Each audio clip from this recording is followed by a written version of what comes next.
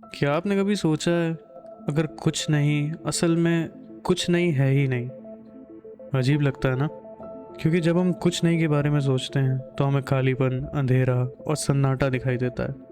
लेकिन अगर असली नथिंगनेस में ये सब मौजूद भी ना हो, ज़रा सोचो, अगर हम सब कुछ हटा दें, ना कोई मैटर, ना एनर्जी, ना स्पेस, ना टाइम, यहाँ तक कि पहले और बाद का कॉन्सेप्ट भी ख़त्म हो जाए।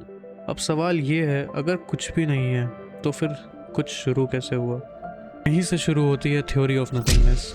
फिजिक्स के अनुसार जिसे हम खाली स्पेस कहते हैं वो असल में खाली नहीं होता। एक वैक्यूम में भी छोटी छोटी एनर्जी फ्लक्चुएशंस होती हैं, पार्टिकल्स आते जाते रहते हैं, जैसे रियलिटी खुद सांस ले रही हो। तो शायद कुछ नहीं कोई जगह नहीं है, बल्कि इन्फिनिट पॉसिबिलिटीज से भरा हुआ एक हिडन फील्ड है। अब इसे और गहराई से समझो। अगर सच में कुछ नहीं होता तो वहाँ कोई रूल नहीं होता, कोई लॉ नहीं होता जो कुछ बनने से रुक सके। मतलब नथिंगनेस शायद सबसे अनस्टेबल स्टेट है, और वही इंस्टेबिलिटी इस यूनिवर्स के बनने की वजह हो सकती है।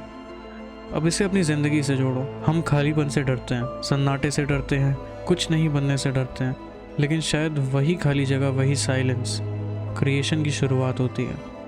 हर आइडिया, हर सपना, हर यूनिवर्स शायद उसी नथिंग से जन्म लेता है। तो असली सवाल शायद ये नहीं है कुछ क्यों है, कुछ नहीं क्यों नहीं, बल्कि क्या कभी सच में कुछ नहीं था भी?